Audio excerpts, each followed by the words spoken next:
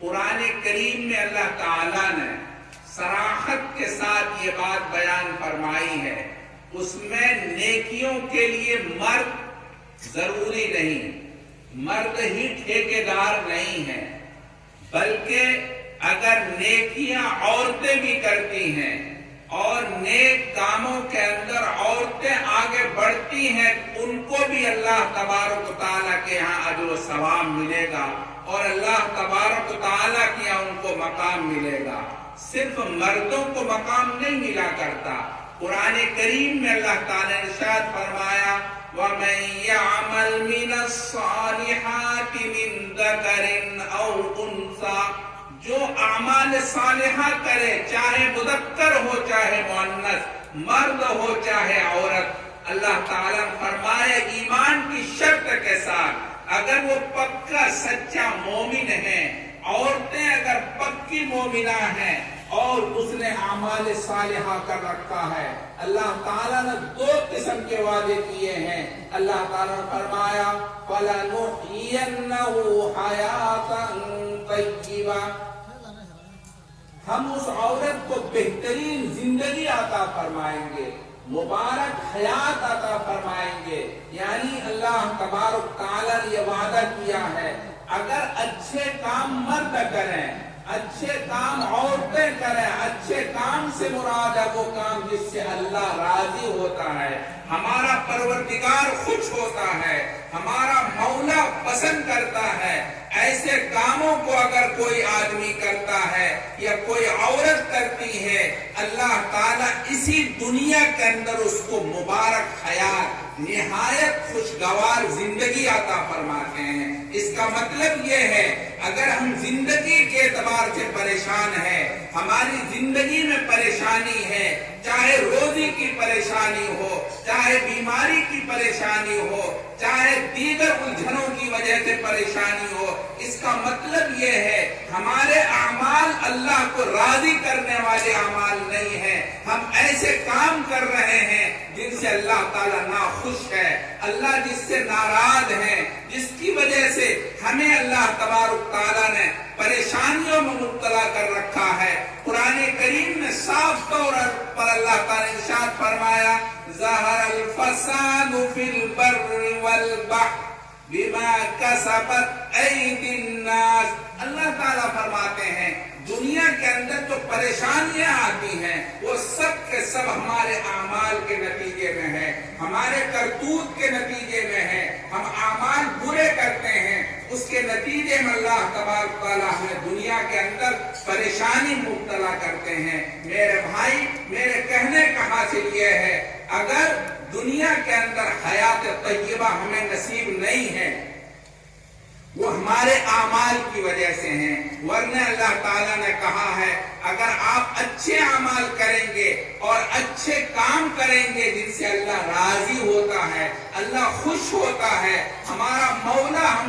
ہم کو پسند کرتے ہیں، ایسی صورت میں قرآن کہتا ہے ہم اور آپ غلط ہو سکتے ہیں، قرآن کا کہا ہوا غلط نہیں ہو سکتا۔ اللہ نے فرمایا فَلَنُحْيِيَنَّهُ حَيَاةً طَيِّبَةً، ہمارے سارے کام یہ نفسانی ہوتے ہیں، خواہشات پر ڈوبے ہوئے ہوتے ہیں، ہوا و حرص والا ہوتے ہیں، اس لیے میں نے ایک دعا شروع میں پڑھی ہے کہ ہم بھی ہمیشہ دعا کیا کریں اے اللہ ہمارے ہوا و حرص والا جو دل ہے اس کو بدل کر کے اللہ ایسا دل عطا فرما دے جس سے تو راضی ہے۔ ہوا و حرص والا دل بدل دے، میرا غفلت میں ڈوبا دل بدل دے۔ اللہ تبارک تعالیٰ سے دعا کیا کریں، ہم سارے کام اپنے خواہشات کے مطابق کرتے ہیں۔ مثلا ہمارے جی میں آتا ہے کہ ہم بچے کو اچھی تعلیم دلائیں، دنیاوی ڈگری دلائیں، دنیاوی ڈگری منع نہیں ہے، لیکن ایمان، وہ تعلیم جس سے ایمان نصیب ہوتا ہے، وہ علم جس سے اللہ کی معرفت حاصل ہوتی ہے، وہ علم جس سے اللہ کے رسول کی پہچان ہوتی ہے، اگر اس علم سے ہٹا کر کے صرف دنیاوی تعلیم کو آپ لگا رہے ہیں اور دنیاوی تعلیم آپ دے رہے ہیں، یہ سمجھیے کہ آپ نے اپنے خواہشات کے مطابق عمل کیا ہے، خواہشات کی وجہ سے آپ اپنے آپ کو ادھر اپنی بچی کو بھیج رہے ہیں۔ پہلے بنیاد پر آپ صلی اللہ علیہ وسلم نے ارشاد فرمایا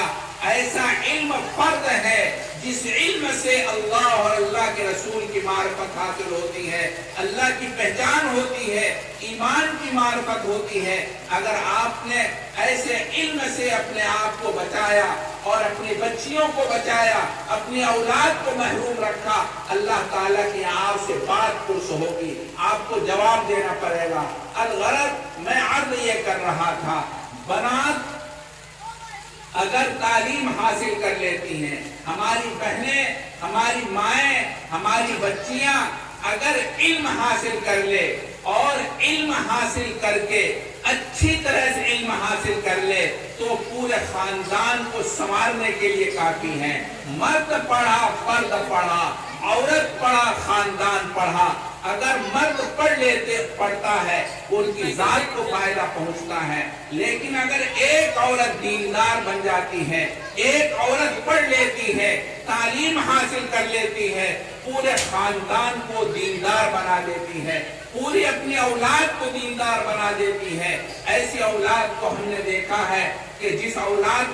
گھر کے اندر ایک عورت نے اچھا علم حاصل کیا، دین کا علم حاصل کیا، اس نے اپنے بچوں کو دیندار بنا دیا۔ ماں باپ کے مطیع اور فرما بردار وہ بچے ہوتے ہیں۔ عورت پڑھا خاندان پڑھا، مرد پڑھا فرد پڑھا، اور جب عورت دیندار بنتی ہے تو دین کے بہت سے کام ایسے ہوتے ہیں جن کا تصور نہیں ہوتا۔ چنانچہ ہم تاریخ پڑھتے ہیں، ہمیں پتہ چلتا ہے عورتوں نے دین کے بڑے بڑے نمایاں کام انجام دیے ہیں۔ حضرت خدیجہ الکبریٰ رضی اللہ تعالی عنہا نے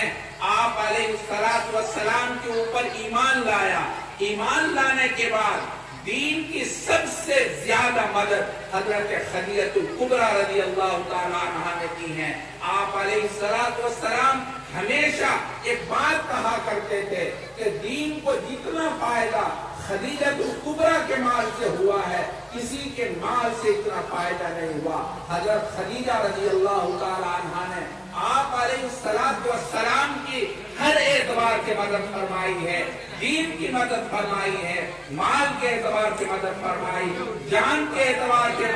مدد فرمائی، تسلی دی ہے۔ آپ علیہ السلام غار حرا سے واپس آتے ہیں، آپ گھبرائے ہوئے ہیں، ڈر رہے ہیں، انتہائی گھبراہٹ طاری ہے، پریشان ہے، اور کہتے ہیں کملی اڑا دو، کملی اڑا دو، خشیت نفسی، مجھے اپنی جان کا ڈر لگ رہا ہے، میں مر جاؤں گا، میں ہلاک ہو جاؤں گا۔ اس وقت حضرت خدیجہ الکبریٰ رضی اللہ تعالی عنہا نے آپ علیہ السلام سے کہتی ہیں اور تسلی دیتی ہیں، کہتی ہیں اے اللہ کے رسول، آپ کو آپ کا پروردگار برباد نہیں کر سکتا، آپ کا خدا آپ کو ختم نہیں کر سکتا،